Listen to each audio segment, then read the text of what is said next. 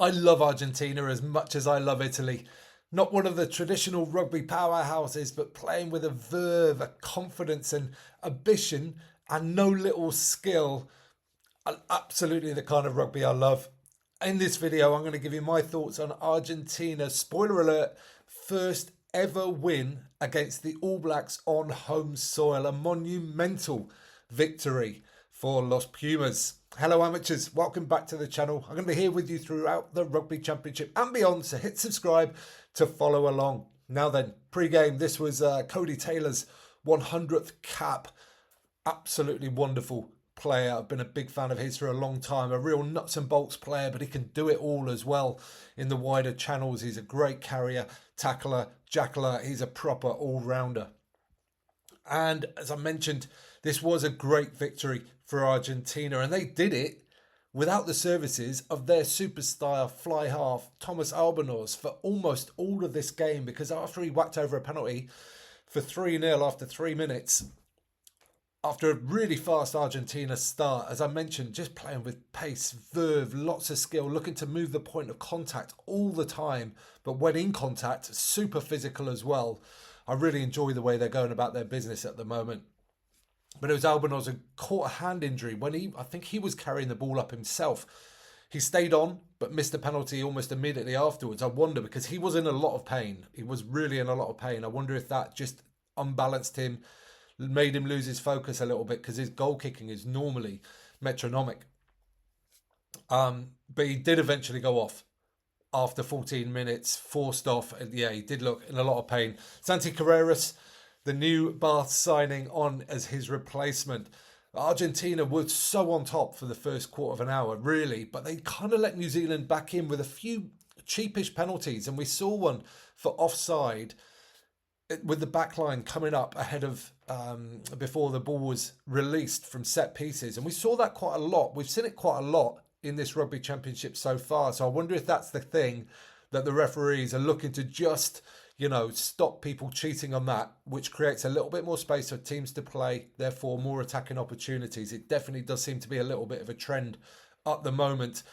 And you know what? Argentina got one back as well, because they got a penalty for exactly the same offence, which Malia whacked over for 6-3.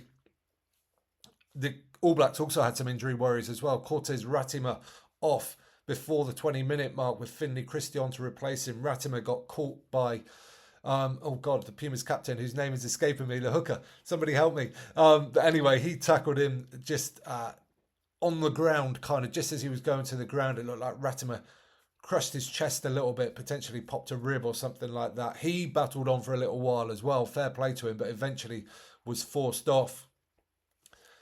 Billy Proctor got over for the try after Rico Ioane went desperately close in the left-hand corner. There was some great All Blacks play here, hitting hard, and the way they took the ball to the line, Geordie Barrett pulling the ball back with two outside runners, was just, the timing looked supreme. And at this point I was thinking, I've seen this before. A team playing against the All Blacks starts fast, gets on top, plays all the rugby, but the All Blacks just soak it up, and then when they get the chance, bang, it's a try straight away. All Blacks leading 8-6 with the conversion missed. However, Choco Barros was on absolute fire for the Argentinians. His directness at inside centre, his physicality, just looked a level above everybody else on the pitch. And I thought, I've been a fan of his now for a good 18 months, 2 years, but I can't remember him playing better than he did during this game. And as I said, Argentina were dominant, but the All Blacks led. And they led even more shortly afterwards when Fletcher Newell, the All Blacks tight head, charged over following a dominant scrum as well, which had given the All Blacks a penalty advantage. It reminded me a little bit of Richard Bands, the old South African tight head, where you just suddenly go, what's happening here? How has a tight head found that much space? And he just found a seam and got himself over in the corner. But again, this conversion a little bit more difficult, but missed again by Beauden Barrett. Will Jordan picked up a yellow card for changing his line following a chip over him, and this was a fair call. It was a pretty subtle one, but he definitely did change his line. In fact, he kind of turned and then changed his line again. If he hadn't have done that second movement, he might have got away with this one, but I think it was the right call overall. Chocobaras was continuing his absolutely rampaging performance. He drove hard towards the line, and eventually Gonzalez dived over for 13 all, and it was game on. And it was even more game on because in the build-up to that try, Tupou Vai got yellow carded for tapping the ball down in a tackle, knocking it out when there was an overlap as well. Good to see referees doing this because it's disincentivizing negative play. And even though the try was scored, we still want to disincentivize negative play. So I'm glad to see that referees are doing this. This has been another trend in recent years, and it's continuing, so I'm pleased with that. But it meant the All Blacks were down to 13 players for the rest of this half and start of the second as well. Would Argentina be able to take advantage? I mean, you look at it and you think, they really need to score more points now because they've been dominant anyway, and they really need to pick it up and get it on the scoreboard. But they couldn't do it, and in some fashion, really, because Adi Sarvea and Cody Taylor teamed up to win an awesome turnover. I think it was Sarvea held somebody up, and then Taylor got in and ripped the ball away, which sent debutant number 8 Parker off down the wing. But Argentina were attacking really fluently, leading to Gonzalez. He tried to dive over the top of the ruck, and honestly, it rarely works. It so rarely works. It's just as soon as you get airborne, it gives the defenders time to catch you, drive you back. He was held up on this occasion, which meant a goal line dropout to the All Blacks. Somebody that had a real physical impression in this game, though, turned up next as Pablo Matera absolutely smashed over try scorer Fletcher Newell. It was one of those where the tackler went bounding, sort of cartwheeling backwards. It was a really big contact, and Montero was snarling all day in this game. And there's going to be more incidents. I'm going to talk about him later on. It looked like Argentina were going to score on the brink of half-time as Delgi, who, by the way, was an absolute live wire throughout this entire game. He looked so dangerous. But he dropped the ball when he looked certain to score, and he dropped it because Beauden Barrett had somehow got back and tackled and sort of just managed to disrupt him with a little bit of a tackle. And it was Beauden Barrett again who ended the half by whacking, I can't remember who it was, whacking one of the Argentinians into touch. A real big tackle from him. I thought Beauden Barrett actually, aside from goal kicking, had a really pretty solid game all day as well. This was fast, this was high tempo, this was high skill, it was physical. And I'm going to say, I think this is a really great game and I was loving it. Will Argentina, though, be able to make the most of their numerical advantage at the start of the second half? No, they couldn't. They just couldn't get back into the game and sort of dominate it as they quite had at for most of the first. Beauden Barrett had a chance for a penalty, but he missed that. That's now 8 missed points off the boot for the All Blacks. And it's still tied at 13 all. So they could have been 8 points ahead, having been the second best side, really. Down to 13 players as well with 2 yellow cards. But they weren't. It was level. And Matera continued his physical abuse of the All Blacks when he managed to whack Adi Sarvea in a ruck. And this was one of those, I think it was a fair shot. I think he was there to be cleared out. But Adi Sarvea gave him a lot of chat back, bounced up, smiled. It's that kind of physical encounter, that kind of confrontation that we love in this sport. So that was good to see. The All Blacks were actually penalised for being offside at their own line out. So their own attacking players came up before the ball was available to be played. And that was kicked for 16-13. Carreras got another one shortly afterwards for 19-13. And this game was just suddenly starting to stretch away from the All Blacks a little bit.